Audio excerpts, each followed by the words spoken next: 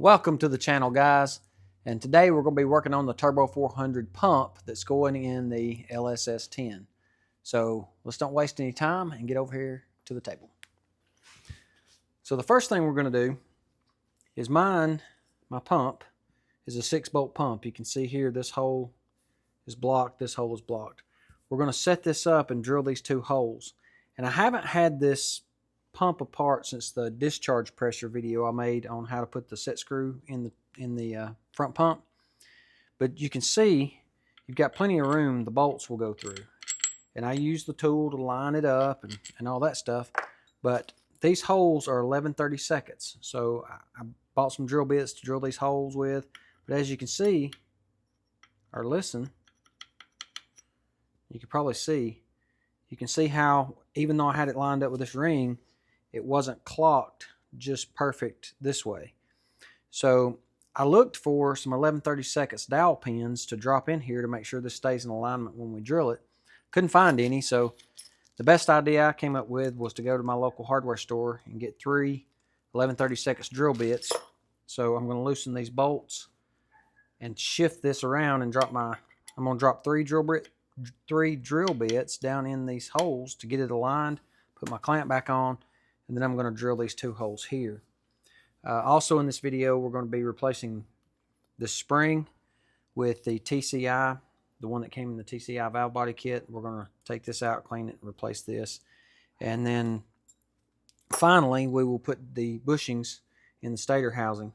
So we're going to measure the depth, get these bushings put in, and if the video is not running too long, we may check the end play on the input shaft. So let me get you set up. I'm going to get these bolts broke loose, get these dowel pins in here, and I'll show you how I'm going to drill these bolt holes. Okay guys, this will be pretty straightforward. I taped up all the other holes even though I am going to have this pump apart to be cleaned. I don't want any chance of any little metal shavings getting in there. I've just got my drill bits, as you can see. I've got them protruding through the back side, or actually the front side of the pump, lining up all my holes. I got my band on here, so everything should be lined up. Now it's just a matter of drilling these 2 holes right quick. So let's get that done.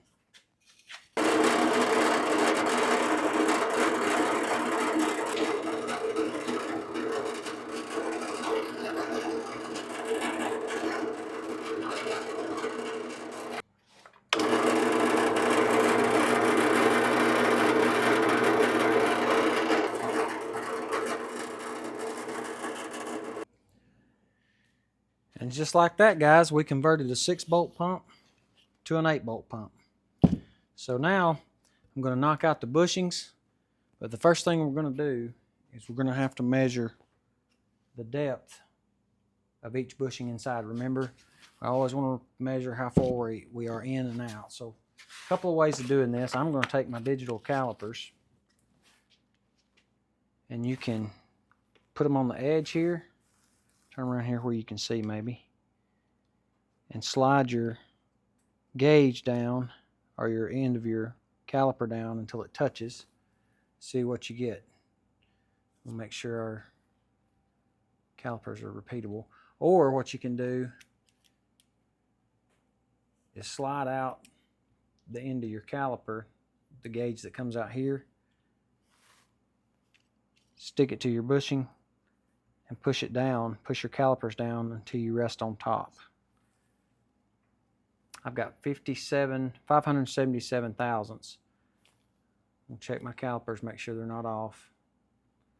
And I'll do it again. I'm going to do this several times on the top and bottom. I'm going to write down my measurements because I'll try to remember and I'll forget. So I'm going to write them down. Let's see what we get this time. Went from 577 to 581. Try it again, one more time.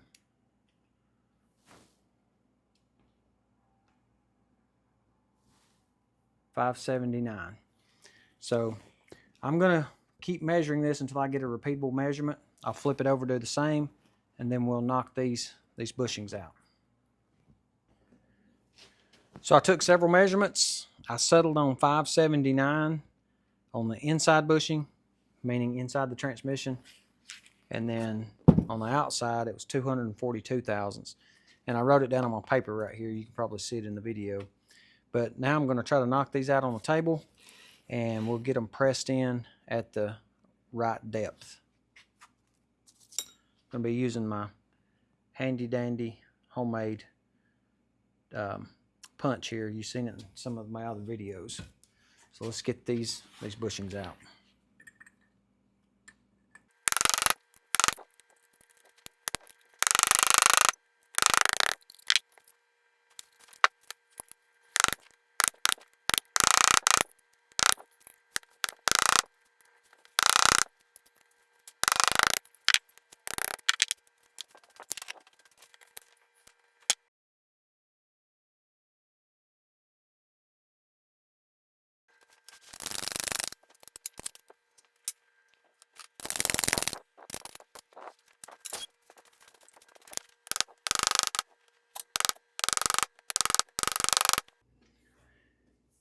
You saw from the time lapse that I went back and forth from the press to the hammer. I was trying to use as much finesse as I could use to get this thing in the right spot. So I wrote down on my inside, which goes inside the transmission. That's the way I kept it straight in my mind. I wrote down 579. So let's check and see what it works out to be. 580. Let's check it multiple times to make sure. Always being sure to zero out our calipers.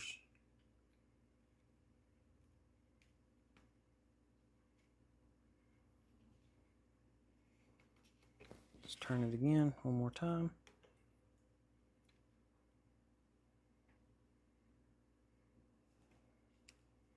$578, $580. One more time. Little OCD. $578. Then on our outside, I wrote down 242. So let's see what we got there.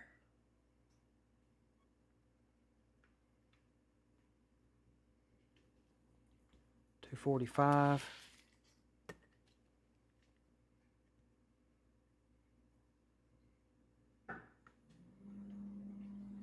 $246.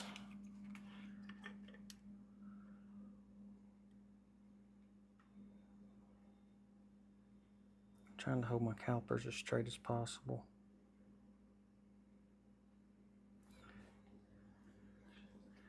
$241, $242.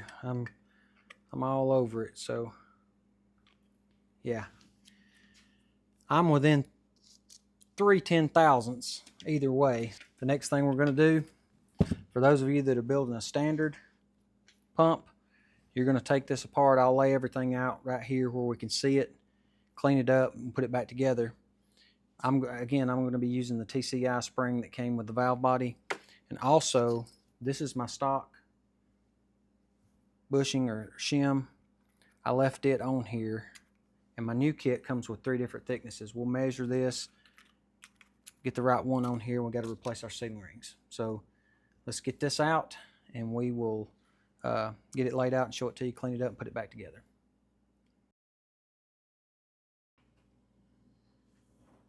We're over here on the table. We got the pump. We've got the bushings put in. We're going to take out these 5 bolts so I can work with this on a flat surface. And for those of you that are replacing your front pump bushing and seal, I've already replaced my bushing, but I'll put the seal in it and show you what that looks like on the inside. But for now, we're going to get these 5 bolts out where I can work on it on the flat surface, and we're going to remove this pump spring to install, well, to clean out and show you guys what it looks like on the inside, and then we're going to install the TCI reverse manual valve body spring.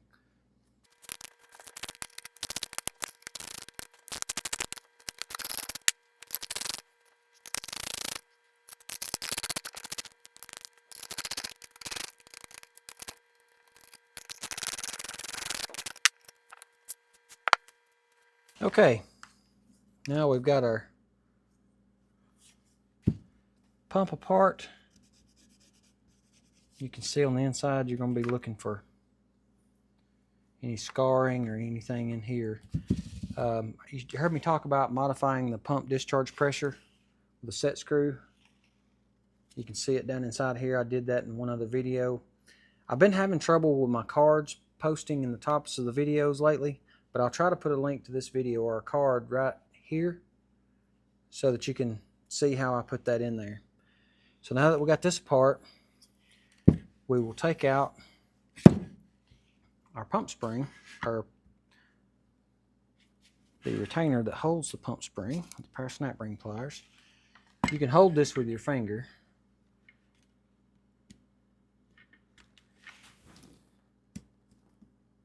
Or should be able to hold it with your finger.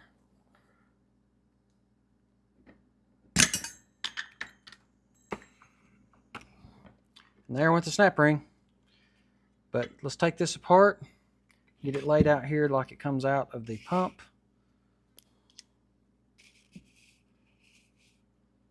So you've got your piston, your spring, your other piston.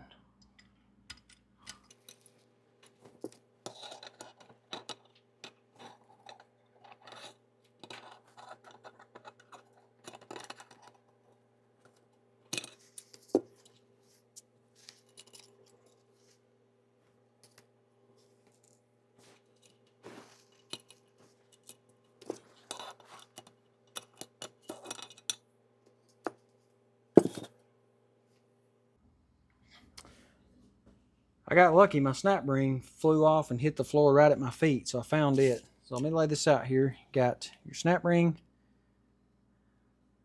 your two parts of your piston, your spring, and you saw in the time lapse, I was trying to get this actual plunger out. Your horseshoe washer, when you're rebuilding this, goes behind that retainer, so your spring will go in there just like this. So clean this up, get it reassembled. With the new, we'll actually take this out, and as a part of the TCI build, we'll also remove, they recommend to remove the horseshoe washer. So we'll take that out, and that should give us 180 to 200 psi pump pressure. So let's get this reassembled, get it cleaned up, get it lubed up, and reassembled in the housing. I call this, I look at this, it looks like a top hat. This is going to go to the outside, so your plunger part right here is going to go to the inside. And I stuck some assembly lube in there to get it to stick. Then I'm just going to put some assembly lube all over this piston. Okay, got that cleaned up. Let me get some assembly lube on this plunger here.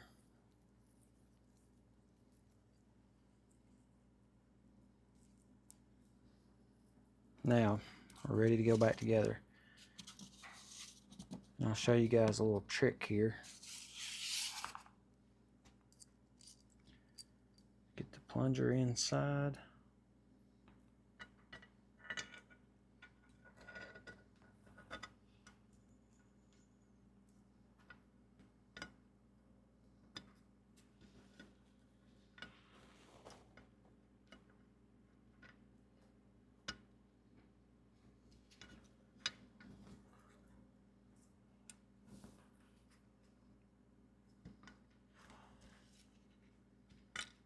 Okay, there we go. Now we'll put the spring. I'll just, for your hands, we'll make sure that it doesn't rust. We'll wipe it down with some assembly lube, slide it in. And here comes the fun part, is getting this piston in and holding it and putting the snap ring in. Now this is, you need 3 hands for this, but I took this apart earlier and put it back together so I could see the easiest and fastest way to put it together to show you guys. And this is what I've come up with. So I can't hold it, so I've got one of these quick grip pliers, and what you can do, let me back you out where you can see what I'm doing. what you can do is put this on this end and start squeezing. Put you a bolt. This is a 5/16 by 1.5 or 2-inch bolt. I'd have to measure it, but get it started in there,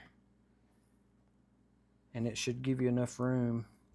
Probably what you can do, if you get it started, get the piston started first. Okay, now we can hook our clamp on and squeeze it just enough to keep the piston from coming out. I don't know if you can see that angle. It's hard to keep this thing balanced. Now what I'm going to do is push this in and stick my bolt in between it.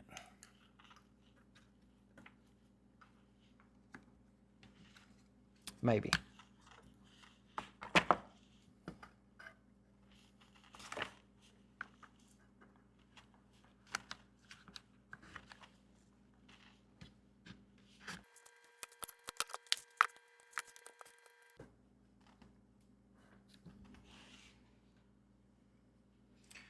I don't know if you guys can see that very well, but that's what I'm going to do.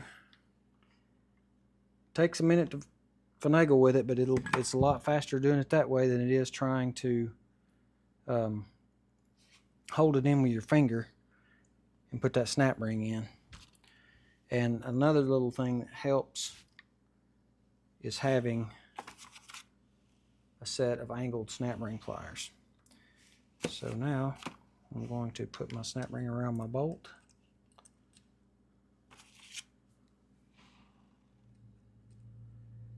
Hook in my snap ring pliers.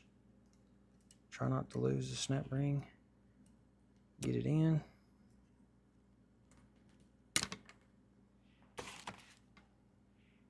Make sure that it's seated before I let go of this clamp.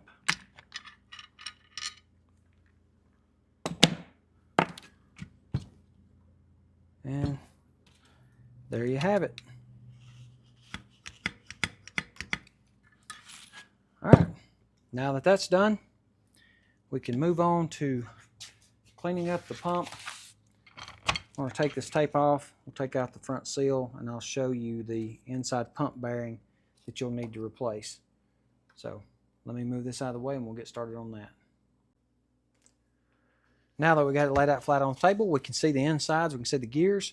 You're going to want to take your inner gear out. Notice that it has a dot on it. Make sure that you orient this correctly in the transmission, because if you look at these lugs, notice how they're cut. If you get them inside the transmission the wrong way, your converter will not engage properly. So the dot faces towards you. This inner gear or outer gear is, mine is not marked. I've seen some guys online says theirs has a dot in it as well, but mine's not. The way I can tell mine apart from top and bottom is mine has this witness mark of some kind where it's rubbed up against something or something's wore. So I know that faces up. The next thing you're going to want to do is get your front seal out. This is brand new. I replaced it in the last video where I did the pump discharge pressure set screw. And I'm not going to press out this brand new front pump bushing, but this would be where you would want to replace this. You've seen me press out enough bushings throughout this video. It's pretty self-explanatory. Just put your bearing driver, drive it out, put a new one in. The thing you got to look for, remember always your depth. Make sure that your front pump bushing is below the surface so that when your inner gear is in here riding, it's not chewing away into that bushing. Next thing we're going to do, I'm going to get you set up, is we're going to go ahead and replace this washer. So I told you I had 3 over here and I've already got them laid out. This is the skinny one. This one's kind of the middle of the road, and I believe that's the one we're going to be replacing. So let's measure this, make sure we get the correct shim, washer, bushing. 96 thousandths, 94, 93, 95. Check my calipers, they're good. 95, 94. So this is the one we're going to use. I can tell you by feeling of this one, it's way too big. Yeah, 112. So we'll go ahead and put this one on. The next thing we're going to do, I'm going to get the transmission over here, and I'm actually going to put this down in the transmission and put my magnetic base here, and when my output shaft or my input shaft sticks up, we're going to check the end play.